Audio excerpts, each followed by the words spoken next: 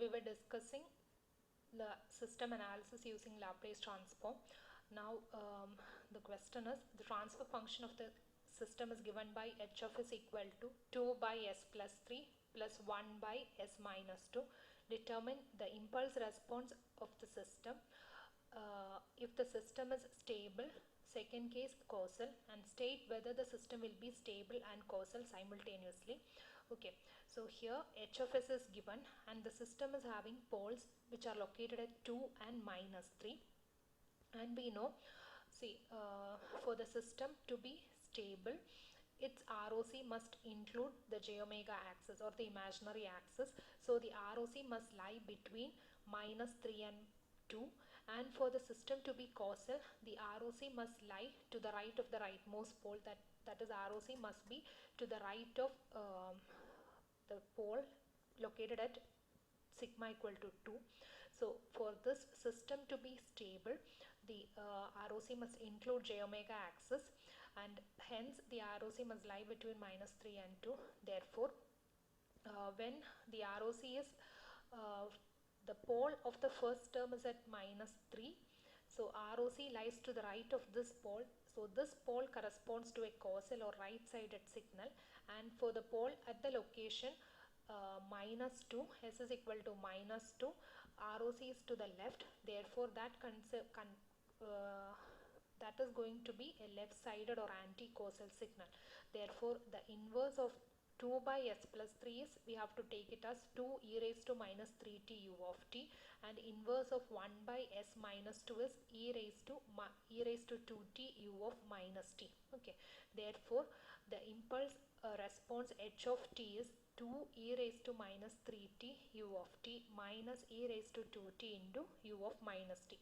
Now for the system to be causal, as I have explained earlier, the ROC must lie to the right of the rightmost pole, that is ROC real part of s greater than 2.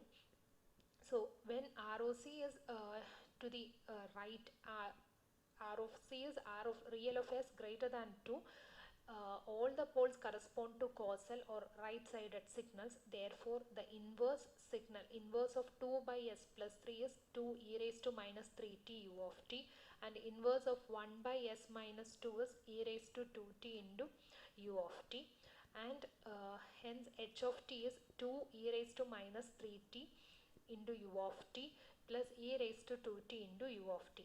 Now for the system to be stable and causal simultaneously, all the poles must lie in the left half of s plane. Since the system is having one pole which is located at s equal to 2 in the right half of s plane, this system cannot be stable and causal simultaneously. Okay, next question, find the inverse Laplace transform of h of s equal to 4s square plus 15s plus 8 divided by s plus 2 the whole square into s minus 1, assuming that h of t is causal and the Fourier transform of h of t exists, that is h of t is absolutely integrable. Okay, so we are given h of s, and by partial fraction expansion we get it as 1 by s plus 2 plus 2 by s plus 2 the whole square plus 3 divided by s plus 1.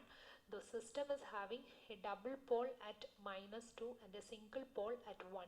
Now for this system to be causal, the ROC must lie to the right of the rightmost pole, that is real of s must be greater than 1, and since ROC is to the right of the rightmost pole, all the poles correspond to right sided signal. Therefore the inverse of 1 by s plus 2 is e raised to minus 2t u of t. Inverse of 1 by s plus 2 the whole square is 2t e raised to minus 2t u of t, and inverse of 3 by s minus 1 is 3 e raised to t u of t. Hence we obtain h of t equal to e raised to minus 2t u of t plus 2t e raised to minus 2t u of t plus 3 e raised to t u of t. Okay, now the next part, for h of t to be Fourier transformable, that is for h of t to be absolutely summable, a stable system, the ROC must include the j omega axis.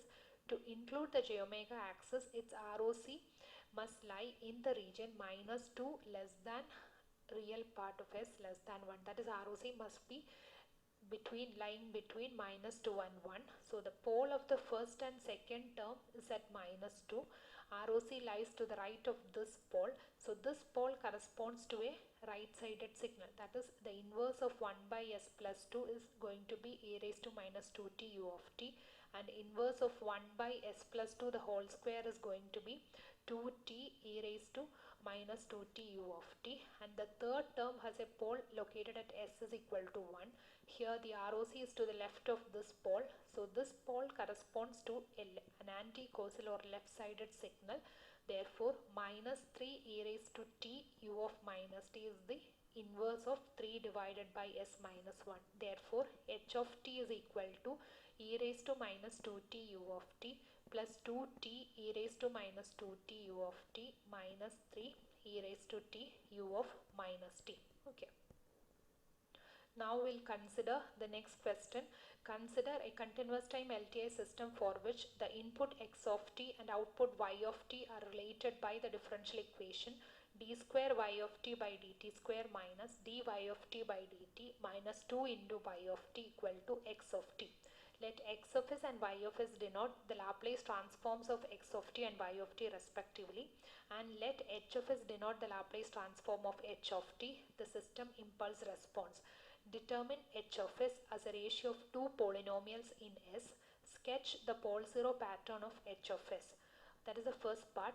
Second, determine h of t for each of the following cases. That is, when the system is stable.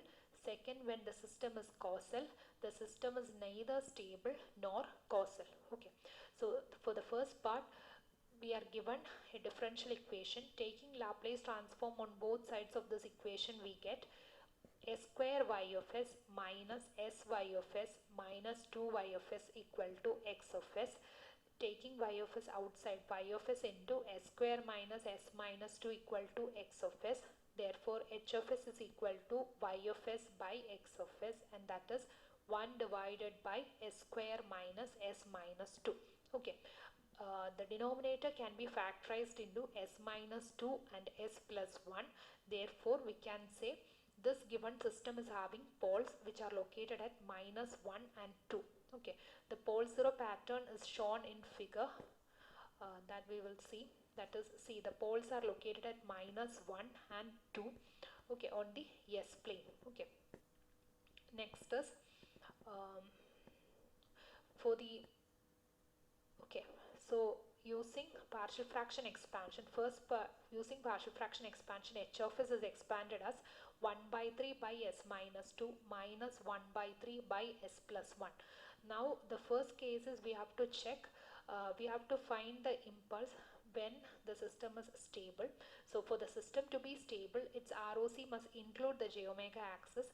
To include the j omega axis, the ROC must lie between minus 1 and 2. Okay, so the first pole is at the location s is equal to 2, and for therefore, since ROC is to the left of this pole, this corresponds to an anti-causal or left-sided signal. Therefore, inverse of the term 1 by 3 by s minus 2 is minus 1 by 3 e raised to 2t u of minus t, and the second pole of the second term is at minus 1. The ROC lies to the right of this pole, so this pole corresponds to a causal or right-sided signal. Therefore, the inverse of the term 1 by 3 by s plus 1 is 1 by 3 e raised to minus t u of t. Therefore, h of t, this is the ROC of a stable system, that is ROC is lying between minus 1 and 2, and the impulse response for stable system is h of t equal to minus 1 by 3 e raised to 2t u of minus t minus 1 by 3 e raised to minus t u of t. Second case is for the system to be causal, the ROC must lie to the right of the rightmost pole, that is real of s greater than 2. In this case, since ROC is to the right of the rightmost poles, all the poles correspond to causal or right-sided signal. Therefore, the inverse of 1 by 3 by s minus 2 is 1 by 3 e raised to 2t u of t, and the inverse of 1 by 3 by s plus 1 is 1 by 3 e raised to minus t u of t, and hence we get the impulse response h of t as 1 by 3 e raised to 2t u of t minus 1 by 3 e raised to minus t into u of t. Okay. Then third case is the system is neither stable nor causal. In this, the ROC must not include the j omega axis and also not be to the left of the leftmost pole. Okay, so for this case, the ROC will be real of s less than minus 1. Since ROC is real of s less than minus 1, is to the left of the